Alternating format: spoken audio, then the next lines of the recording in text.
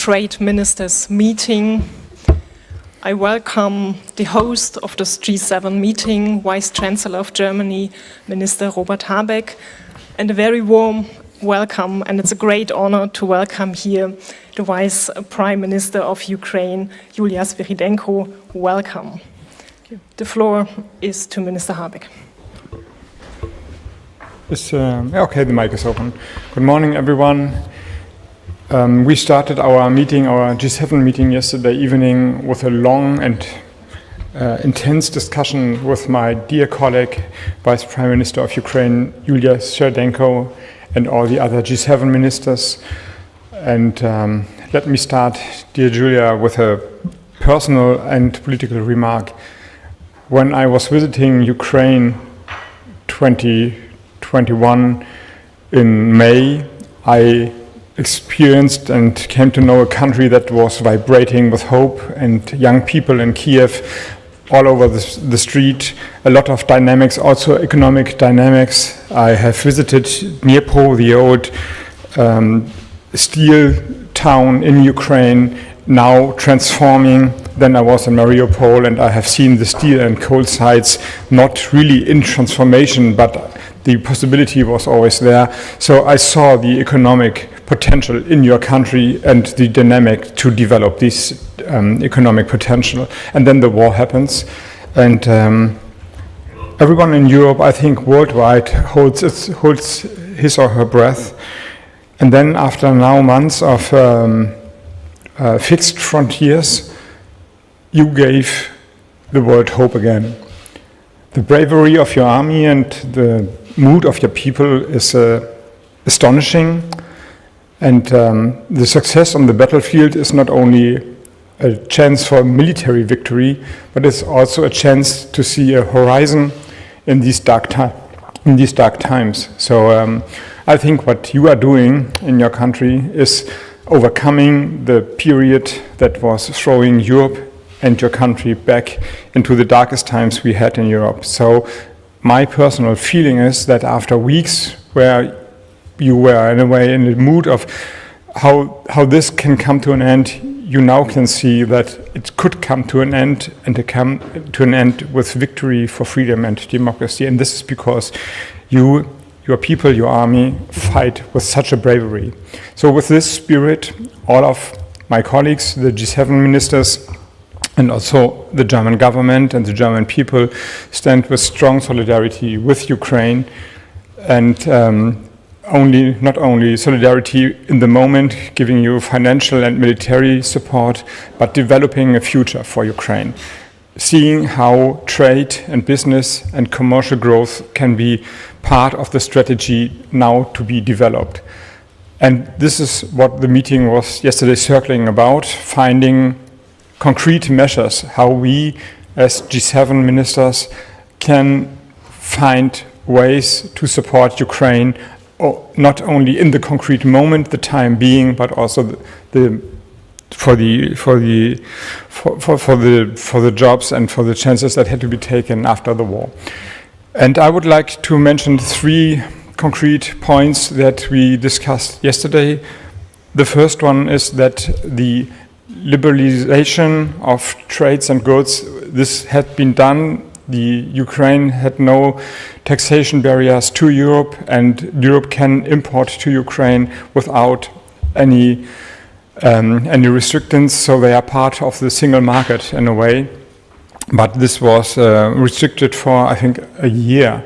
And we discussed, and I'm glad to say that I understood Commissioner Dombrovskis that the EU is open to enlarge this period so that Ukraine can be part of the economic single market. This means also that we try to help, if the help is wanted and needed, to overcome problems in governmental structures in your country, if they are still there. But you explained to us that you make great progress also in fighting corruption in Ukraine. This is very important for the companies of Europe and the world to invest in your country. The second one is that we want to create a financial mechanism that is not really there. I mean, there is, of course, financial support, but for the reconstruction of Ukraine, a lot of money is needed, more money than public money can bring on alone. So therefore, we need an instrument, a fund, in a way that creates a strong and stable opportunity for companies to invest. For Germany, I can say we have the investment guarantees. So if German companies go to Ukraine, invest and lose their money, their investment, then we have a guarantee that this is not in vain. But in other countries, I think all the G7 countries have the same. But this is not what I'm talking about. It's about creating a big global-wide fund with a lot of money to be raised from private investors, banks, hedge funds, whatsoever, to really build up Ukraine and bring on the big amount of money that is to be needed. And the third one is that we all in the G7 world, we have our own commerce chambers. We are trying to do our job with a national perspective. And we discussed yesterday, and I think we agreed on to merge them, to bring the different chambers of commerce together so that we can map the country together, where are the opportunities, that we can monitor how the job can be done, and then we can do the matching. So mapping, monitoring, matching on a G7 level, and this is of course open also to other countries, to bring the companies in your country, and of course getting the goods if you are producing them and you're willing to sell them out of Ukraine, and therefore using trade as it always was considered as a method to stabilize and then bring wealth to Ukraine once again. And I think we will work today on and ongoing after this meeting on these three measures. Maybe another one or others come to our mind, but often we sit together around the table as politicians and we talk, and even 30 minutes feel like hours, and you would just only wish you never been there in the meeting. Yesterday it was the complete difference. The protocol came in several times and said, okay, you have to stop now, but we were so engaged in the discussion, it was so open, it was so focused on finding concrete solutions, and also it was in a mood of friendship, not political friendship only, but personal friendship. And therefore, Julia, it's a great honor that you are here, that you joined us, and I hope you can take some strength out of the meeting back to your country. And best regards to the President and to your colleagues, and all the solidarity for the people, for Ukraine. Thank you. Thank you, Mr. Habeck. Thank you for this invitation. It's actually it's very important for us to be here, to have opportunity to talk with the G7 countries. And in Ukraine, we're fighting on two fronts, military front and economic front. And it's, all our victories on military fronts encourage us to search for different solutions, how to make our economy run. You're absolutely right. Last year, when you was in Kyiv and Ukraine showed great results, it was record GDP. $2 billion, and it was $6 billion of foreign direct investment, and it seems for us that this year might be not the worst, and we predict for ourselves that it's going to be growth on the level of 4%, but the full-scale invasion war fully destroyed our plans, and now we're focused on the searching of proper tools and instruments how to make our economy run. And I'm very grateful for the concrete discussion that we had yesterday, and for that measures that might be provided by the G7 countries. And you're absolutely right. The first, it's prolonging of the agreements on trade that suspend all quotas and tariffs for Ukrainian goods that was made for 1 year. It seems that there is a political willing to prolong it for a longer period. For us, it's a good sign for our companies to encourage them to enter the EU market.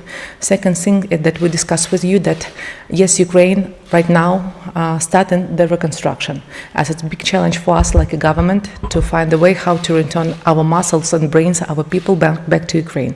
And to do this, we need to provide them with the proper life conditions, with the workplaces, and of course we need construction companies, we need foreign partners to be engaged, fully engaged in reconstruction process. And the big question that they're rising, and we discussed with you yesterday, it's finding the proper way how to secure their investment in Ukraine, how to secure their activity in Ukraine, how to decrease the country risk they might face in Ukraine.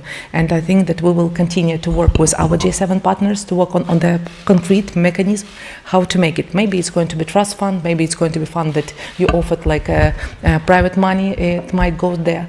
But anyway, we will continue work on the insurance from military risk, as it's very essential for companies to encourage them to come to Ukrainian markets.